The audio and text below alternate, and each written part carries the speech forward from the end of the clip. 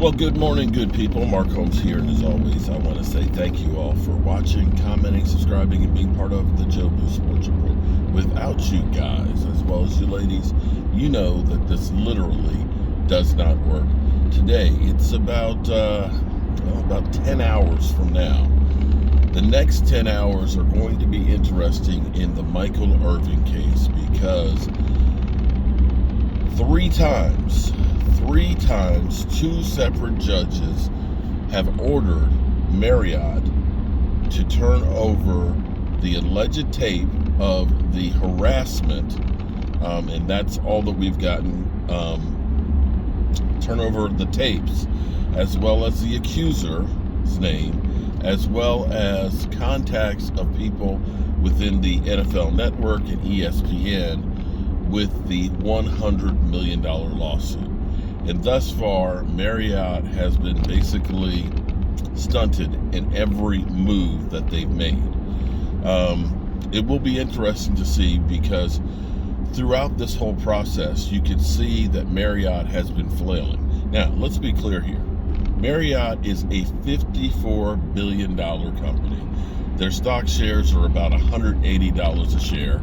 Their parent company is in Bethesda, Maryland, and they have over 8,000 properties. $100 million in the grand scheme of things is a drop in the bucket. But what may actually end up costing Marriott even more is a public relationship. I'm not going to say that Marriott's going to lose enough that people are going to say, I'm not going to stay at a Marriott because they did Michael Irvin wrong, as he is alleging. But the area where they may lose is with the NFL. The NFL, one of their official partners, where the NFL, and trust me, when the NFL has an event, they use Marriott hotels. And if you don't think having the commissioner and the owners and all of the entourage and everything else in the official hotels of the NFL isn't big money, well, I don't know what to tell you on that one. This case, to me, has been crazy because it seems like it's been overreaction everywhere. Now, understand, I understand NFL networks trying to protect themselves without necessarily having all the information in front of them. They have the Willie McGinnis, which the tape came out of him being in a brawl.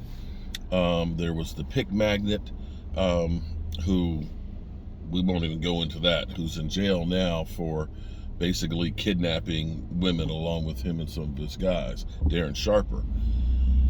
So they are trying to shun what seems to be a culture of guys getting in trouble and immediately reacted to, we want to get in front of this thing. The problem for me is there is no police evidence, investigation, report, knowledge of this whole thing. And I wouldn't have a problem if there was a police report of the allegations and then the NFL went through. But this has been solely Marriott determining guilt. Herein lies the problem. Marriott shouldn't be in a position to determine guilt that affects somebody's career. You can't take the law in your own hands, and that's what Marriott has done. They've gone through without a trial, without the law, without legally being able to do something, did something. They cost Michael Irvin his job. I don't know if it's temporary, permanent, or not, but at the busiest time of the year, going into the off season, the Super Bowl is the big event. That's something he can never get back. Now, Marriott, who claims from their eyewitness testimony, they're one person who's make allegations of Michael Irvin allegedly harassing in public in 45 seconds. and a tape that they told Michael Irvin about, which was their reason to kick him out of the hotel, and for Marriott, who has claimed that each one of these properties are independently owned and they have nothing to do with that one property, summarily banned him from all Marriott properties. You can't say we've got nothing to do with that one property that's independently owned and then go ahead and make rulings throughout all of your properties, because if they were all independently owned, wouldn't they be able to make their own decision on whether or not they want to allow Michael Irvin on their property? So you've seen Marriott try to throw all kinds of different stuff on the wall, including saying that, well, Michael Irvin is just trying to use the tape as propaganda. Tape's 45 seconds. Tape's 45 seconds. 45 seconds of harassment that you allege that's cost a man a job. They also go through and say there shouldn't be a sense of urgency to try and get this thing done. Well, that's again, where Marriott, you're talking out of both sides of your neck, because you had a rush to judgment between Sunday night that you turned around and got him off of his job. Off of his job in 2 days.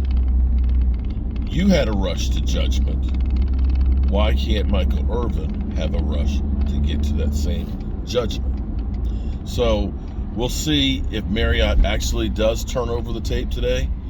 And I'm sure that we will be seeing it shortly if there is nothing on there. The thing that, again, makes me real think is Marriott has been taking a lot of negative publicity on this thing. If there was something on that tape that showed that Michael Irvin did something, you can best believe that that tape would have already been out, that Marriott wouldn't be withholding it tooth and nails to keep it from being seen and claiming that he is going to use it as propaganda. The only way he uses propaganda is if there's something on there that shows that I wasn't guilty. So if propaganda is he's not guilty, then I guess he will use that in his court of public opinion, because right now Michael Irvin seems to be the one that is definitely winning that one. Now, I'm sure what'll happen today will be is Marriott will make some kind of another motion for something to try and delay this. Again, they're going to try and throw some more shit on the wall and try and get the courts to say, well, we're going to have to make a decision on this while they try and figure it out. Ultimately, I would think that the NFL and Marriott would want this whole thing to just go away. And the best way to do that is get the attorneys to talk and settle this thing out of court. Something that I've kind of been on the bandwagon with saying, it doesn't sound like Marriott has anything on Michael Irvin, and that somebody at that hotel rushed to judgment too soon, and this thing snowballed. You don't go through and say somebody harassed your employee and not call the police on it. So that's where Marriott messed up. All right, well, we're going to keep our eyes and ears open to see what happens with this. I hope you guys have a great day, and I hope that today is the day that Michael Irvin gets vindicated. Peace.